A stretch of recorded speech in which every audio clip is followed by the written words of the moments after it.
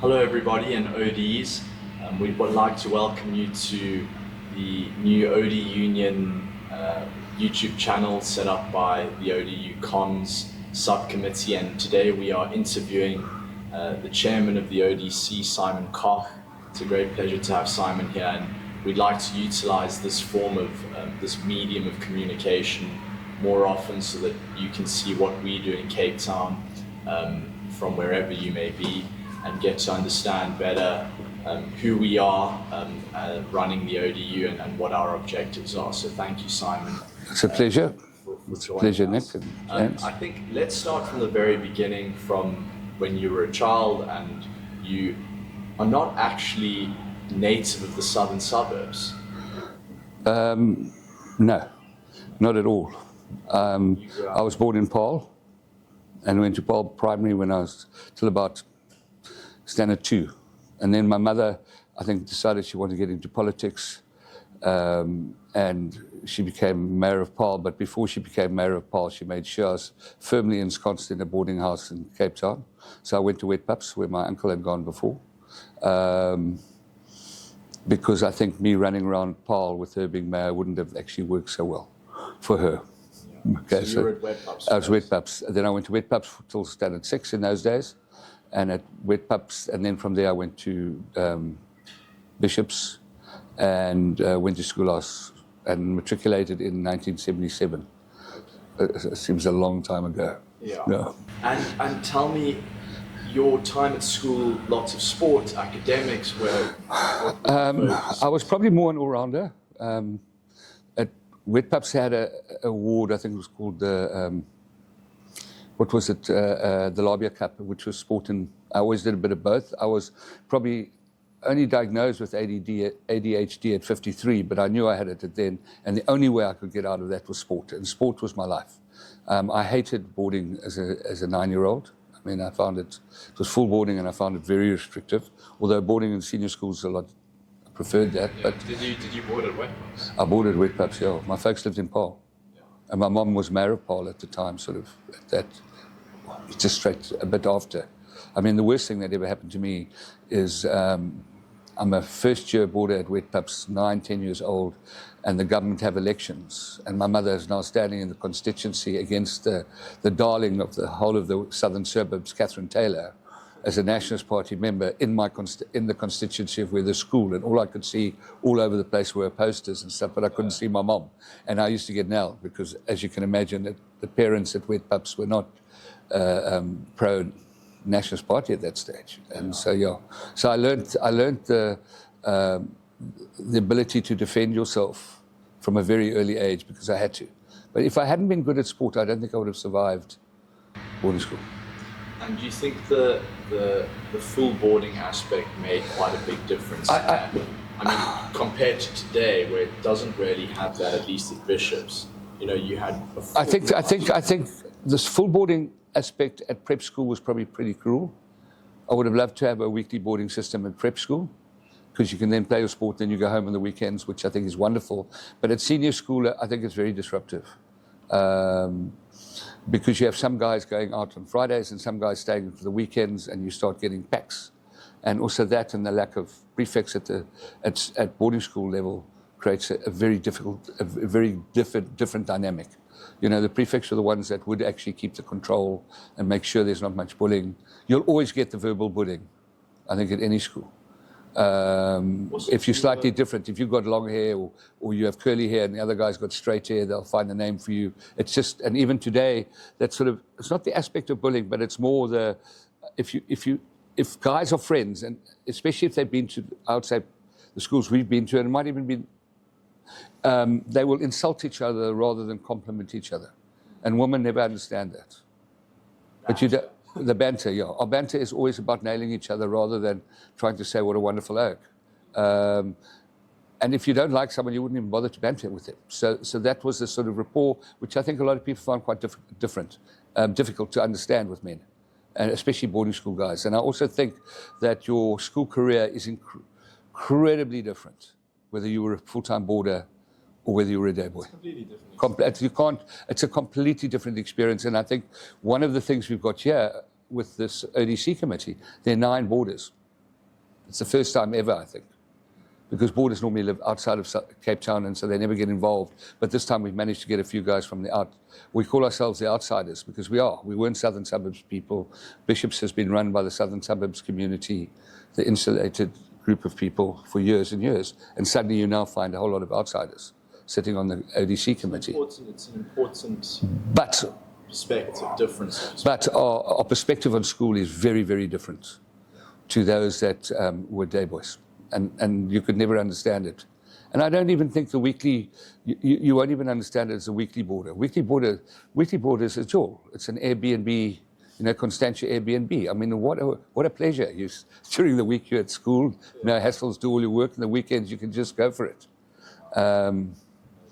Whereas a full boarder, you've got, but I think full boarding is essential for sport, essential if you want to really take part in everything of the school, unless your parents are going to be in and out every 5 minutes. And I know parents are a bit like that, but I'm not sure that's really what the job should be. I remember my son saying to me, Dad, the only time you and I are going to bond is when you drop me off and give me a lift, and when you pay me, give me my pocket money. I bond with my mates. I love you, but bonding's with my mates now, and that's the only way. So, that drive in and out every day, my kids were day boys, but that's where you bonded with your kids, effectively. Yeah.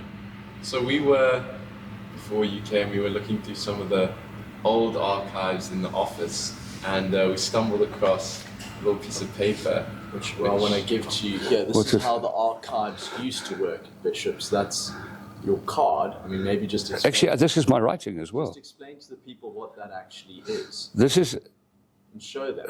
This is the Old Diocesan Union card that we wrote when we finished, or at some stage, because I was already a CA, so I must have actually intended, I don't know. That actually says date of, basically puts all your information out, and a few prizes, and prizes on the one. So I mean, before computers and all that, it used to be handwritten, and then yes. every OD would have a card. Yes. With their little history on there, where they came from, who their parents were, address, phone number. Yes. And we still have that at the ODU, which I think is quite cool. I actually still have my my leaving report from Mallet and Dobson when you left the schools. I still got it in my dad had kept it. So my dad was a great hoarder of things. So I was going through it. He's even got some of the cricket scores and stuff on the newspaper. In those days, they used to report about the school cricket. Yeah, and you'd get a few headlines in the second back page, not the back page, because, I mean, that was the main oaks, but the school cricket, there's a whole thing about it. It's very interesting. About your sporting sort of career, I mean, at Bishops, I mean, you played rugby, but you also played cricket. I mean, Yeah. you played proper cricket when you were older as well. Yeah. Just speak a bit about that. I mean, Well, everyone said I was a reasonably good sportsman, but it was quite difficult to be a really good sportsman because my best mate and the guy in my year was a guy named Adrian Caper. Now, if anyone knows him, you talk about Herschel Gibbs as a legend. He was He was one of the legends of Bishops. I mean, he was probably I've never seen a guy kick a ball from inside his own 10-yard line over the poles as a schoolboy. He could do that. He was an unbelievable rugby player, an unbelievable cricketer. So I was fortunate in a way to have sport with him. But as my mom said, you look a bit like, Adrian looks like Roy of the Rovers. And there was a famous character in those old comic books. You had Roy of the Rovers, who was this guy, and that was Adrian, who scored the last winning goal. And then you had Bunter.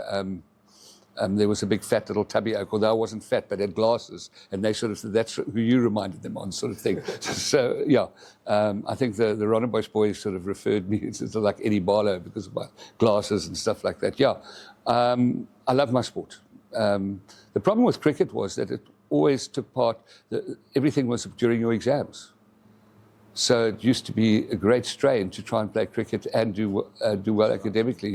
Yeah. So I normally sort of in the first or second term at varsity do okay at some of the tests and then get a third at the end of the year. So I knew I could play cricket during that period. Yeah. And you were a prefect. Yeah. You were a prefect in Top House. A school prefect as well. Which is no longer the case in terms of prefects. I think that system broke down when my son was in matric as well at St. John's. They decided to only announce prefects when the Oaks had left, sort of, so you had to behave yourself the whole year.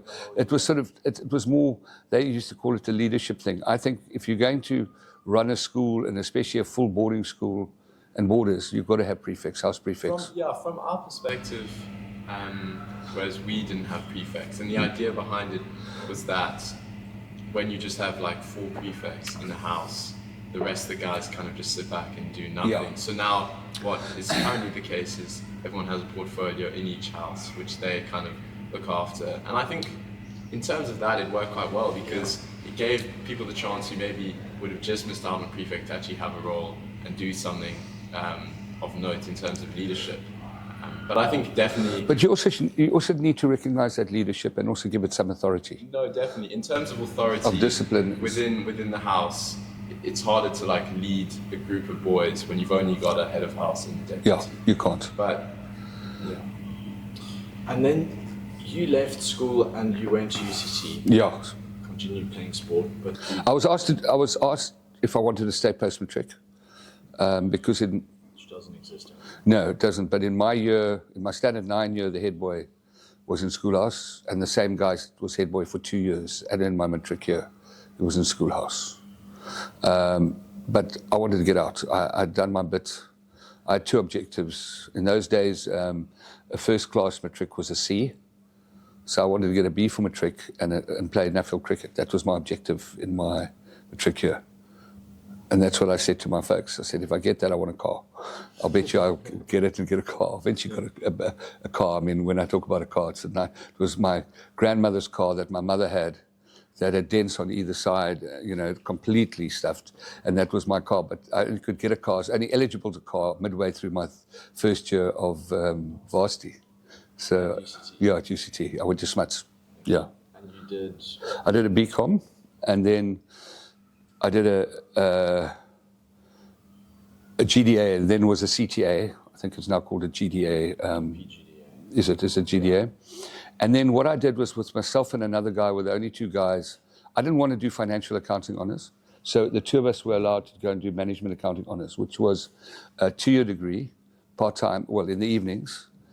So I did my GDA, and then we'd go for honours. And I wrote my honours exam a week after my board exams, and then had my thesis in my year of articles. So then after my GDA, I then did articles, and that was when I was playing first league cricket at that stage as well, and doing articles and studying for the board and doing my honours, and had nearly a nervous breakdown. Got an ulcer sort of when and I said, I'm never studying again after that. That was sort of like... But you did your CA. Yeah, I qualified as a CA 21, yeah.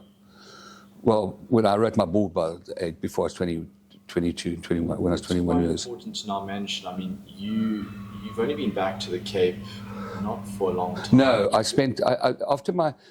Okay, so what happened is I did 2 years articles at Pricewaterhouse, and then in my second year of articles, I ran their tax department because the tax manager resigned and the partner, and I'd done an honours in this, and I thought, well, I quite like tax, and I was reasonably good at it, so I could run the tax department. So that was quite a lot of fun. But now then they said to me, you want to stay in the profession, and I had no intention. I'd got a bursary for my third and fourth year at varsity. From Barlows, so it was a full-on bursary. They paid for everything, including gave me allowance, which was a lot more than my dad was giving me. So my dad turned around and said, no, this is not good enough. I'm reducing your allowance from $75 to $25. I was so pissed off. But I said, Dad, I've just saved you all this money. He says, no, you get it. You get it. You had a new allowance now. Yeah, but that's right. But I mean, still, I was hoping for both. So, yeah. What is $75 then? I don't know, but all I know is that I think the year they gave me, and my second year of the bursary came a bit late, because they normally only gave it to you they wanted you to do your articles and your GDA, do it while you do your articles. So don't do it as a full term, your GDA as a full term situation. So it took me a while to get that bursary for the second year. They paid my fees and stuff. So I decided, I remember they used to have a whole lot of res dinners. So I got a whole lot of people, and we used to make Irish coffees for the res dinner because there's no alcohol there. And we'll sell the Irish coffees by tickets beforehand. But I'm not sure if we made money. I think I did, because it was a captured audience type of thing at that stage, but a lot of actually, steal the coffee, steal the Irish whiskey. But it gave me enough money, and then I got my allowance from my bursary, and I wanted to make sure that I could look after myself. I had a very, very big high respect for those guys who did everything when they went to varsity and could fund it themselves, and they worked. And to me, those were the guys that were actually the ultimates. Yeah, I think it's especially one of the main reasons for myself and Nik. Well, at least why we've come on and now bought a new camera to do these podcasts. We thought you would be a great first person to do it on. But going forward, we want to do with multiple ODs who have gone on and done interesting things, because especially as young ODs, I mean, we, like, even just young boys in university, we love to hear about. My first vac job started after matric. I went to go and sit in my grandfather's factory at that stage. He had retired, but it was a small business. There were commodities and commodity brokers, and I learned it. And here I was in the middle of summer, but because of cricket, I couldn't really go on holiday, and I had to sort of every afternoon I'd have to go and practice cricket, having no transport. So I'd have to take my grandparents lived on the top of Fresnay, right at the top at Ocean View Drive. So I'd have to get my kit bag and stuff, in that stage I was probably playing for either Western Province Cricket Club. It was before I joined UCT. I was playing league cricket, and it would be Plumstead. I played for Cape Town Cricket Club.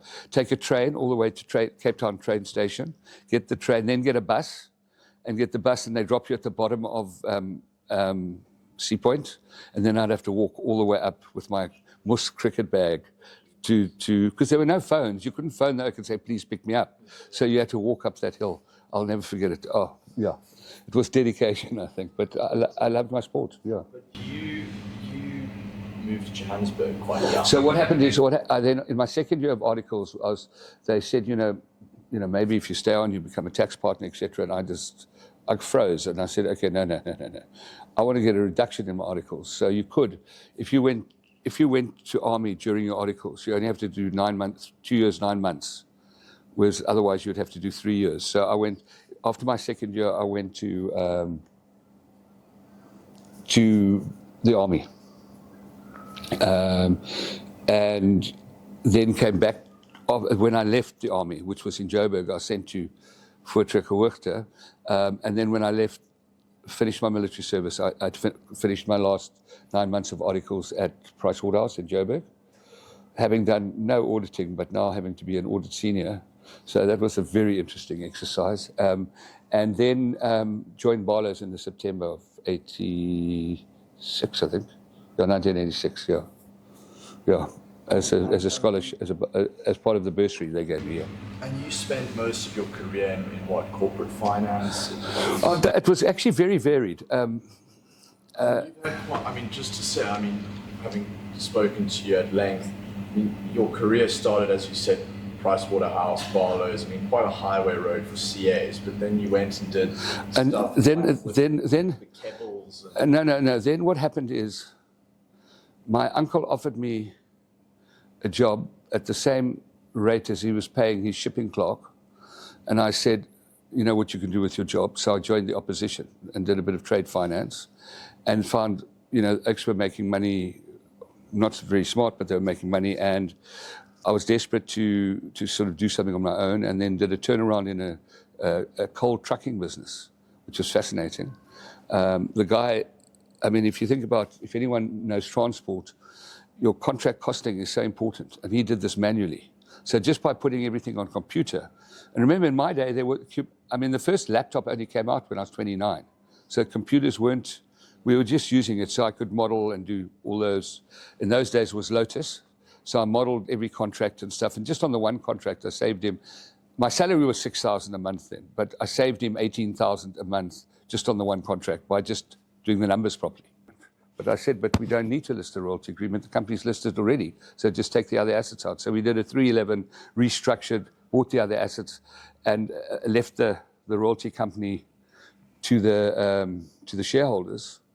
And to give you an indication, when we bought the company, when we first talked, the share price was 63 Rand. When we bought it, it went to 85 Rand. We paid the shareholders a 37 Rand tax-free dividend. That left 47 Rand in the company for the royalty, for the royalty. We split that share 10 times, so that share was 4.70 Rand. And a year later, that share went back to 48 Rand. So the shareholders made an absolute fortune, and they got a 37 Rand tax-free dividend. On a share before we talked, it was only 63 Rand. How old were you at the time? I was 29 years old, and I ended up running at the age of, 2 days before my 30th birthday, the deal went through. And I ended up running 14 motor dealerships, because that was the other assets that were stuck in there. Yeah. And Simon, what motivated you to kind of go out? And I mean, you could have probably stayed at PwC. Or Barlow's, yeah. Probably Barlow's, they offered you a good I was position. also offered a job at Anglo American as a training manager. But because Barlow's had given me a salary, a bursary, I thought I'd go to Barlow's rather, yeah. So what motivated you to kind of go out and do all these different things rather than just staying in a comfortable job at that age? My grandfather was a bit of an entrepreneur and had quite an influence on me. He was also, he was a fighter pilot, a Springbok rugby player, a cabinet minister, politician. So he was sort of like in a way, and he had gone on his own. My father was more a corporate guy. And I remember the debate of what I should do, wanting to go on my own and do something then. But I looked at the guys, and I just didn't think I fitted in into the culture. Anglo-American had a big bishop's culture. Oh, no, yes, but then I would have become a new boy again, because that was the game. You behave nicely, and then you go through the ranks. It just didn't suit me at that stage. And I realized I wasn't going to get rich earning a salary. And I got married when I was young, 25, when I was in the army. My first daughter I had when I was 27, my first child. And I looked at while I was at Barlow's, and I said, I'm not going to be able to afford anything if I stay at this rate. So that's why I decided I better get on my own and start trying to make some money.